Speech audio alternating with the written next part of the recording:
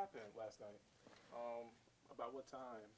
Everything kind of. So, according to my Instagram, it was about 15 hours ago.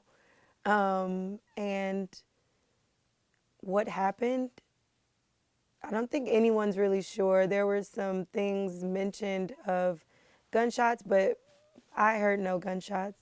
I don't think there were any I'm pretty positive there were no weapons. But I was actually backstage so I could see the stampede coming forward. Um, I'm trying to give you exactly what happened. So Lil Wayne went on stage.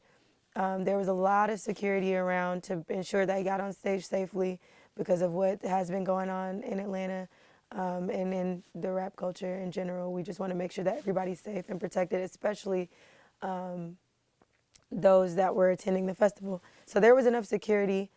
I think that honestly, my honest opinion of what happened is that the world is in a state of panic because I witnessed something similar happen at Global Citizens Festival, but because of the way it was set up in Central Park in New York, they were able to avoid a really massive situation. Whereas the A3C Festival in Atlanta, the barricades were a little lower. So imagine thousands of people or hundreds of people moving at such a fast rate. There's really it's out of everyone's control at that point, especially when things move so fast. And imagine you see someone running, you think, it's about time for me to at least move out of the way. And you don't even know what. You don't know what you're running from, but because everyone's panicking, that's when injuries happen and things. I really think that all of that could have been avoided had everyone remained calm and not assumed that something was happening when nothing actually was really happening. How this is a two-part question, but like, how scary was it? And I guess relative to like the stampede, where were you in proximity to that? I was in eye view of the barricade and all of the people. So I was like more so backstage VIP, and there was like a big area backstage, so they had lounge areas, things of that nature. But I was more so in eyes view because I wanted to stay out of the way, just in general. Because when festivals, you want to just have your own space. It's always crowded, but people were scared. People were very fearful. I personally wasn't scared just because I go to festivals often. So I wasn't necessarily scared, but also I think it's about the way you react to things. So if I did not hear gunshots and I'm from Atlanta, I understand when things are actually going down. I wanted to just more so get out of the way. So as people were jumping fences and reacting so fast to what they didn't understand was happening, I remained calm and kind of more so just if there were gunshots to protect myself to kind of hide under something or go behind something. I was a little nervous, but I think had people approached this situation differently, things wouldn't have gotten so out of hand. And that's what I'll say about this situation. I mean, how crazy like social media. It seems like I saw the posts in like our station group chat or whatever about what happened from Naima, and it's crazy how social media kind of took off, and it automatically it's a Well, shooting. social Like, media is a perception. It's not reality. I think when people assume things, like you can make your own narrative on social media. So if they're saying that somebody pulled out a gun, you assume someone pulled out a gun. If you're hearing people say, I heard, like literally as I was leaving, because I tried to let people pass by, but I heard so many different variations of what was going on. Some people heard gunshots. Some people heard a fight broke out. Some people heard two fights broke out. Somebody said that someone was unresponsive. None of these things happened. It was just what people were assuming was going on or what could have happened, and then you hear one story from the next. It's like the game of telephone, honestly. But now I can't confirm anything. Obviously, I'm not the police or those who were in place to handle those sorts of things. But from my perception, nothing happened. There was a lot of movement at one time toward the stage. And from that point, they had to do what they needed to do for the artist to get off of the stage. Lil Wayne and his people were gone.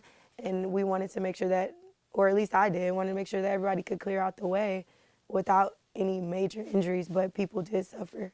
and it kind of sucks for like the organizers because something like this, I really compared to Vegas, automatically because that's the worst situation that can happen. could possibly happen. But I mean, it really does suck for the organizers. Like I loved A3C Festival. It was a beautiful festival literally until the last performance. Everything was beautiful, from the education we learned during the conference, the panels that they hosted throughout at Loudermilk Center, and then all of the shows that they hosted throughout the city. It's a really big event and something special that I want to continue to see in Atlanta. So I hope that this doesn't really damage or shed such negativity on what all of the positive things that they were doing for the city of Atlanta. But I think it's just a lesson in being as prepared as possible in terms of security, in terms of people being in places where we need to be, and when you have such a massive audience and you just have to over prepare. I think the barricades could have been a little higher. That's about it. But I think that A3C Festival and the people who were behind the festival did an amazing job of trying to handle it. As soon as they realized that items were lost, people had lost their phones, their bags, people came out of their shoes. They immediately announced, and they let people come in and out to gather their things. And it was chaotic, but I think they handled it the best way they knew how. Cool. I think I'm good. Anything you want to add? Yes. I'd just like to say that there is this particular energy in the world right now because, like I told you before, with Global Citizens Festival, just things that I'm witnessing in larger crowds, I think we're all in a state of panic for no reason, and we're very fearful of a lot of things. It's really sad to me that we can't gather in one place where we used to have these large festivals like a Woodstock and wherever years ago. I say we like I was there, but these things used to exist, and we want to continue to have these safe spaces for people, but we can't do that if everyone's so terrified of the next person beside them. And that plays into what we see on social media. Just because you see that on social media is not reality. So I want to encourage human connection and human interaction. So hopefully we can include that so we can prevent things like this from happening in the future. Yeah, there's a lot of stuff on the shade room.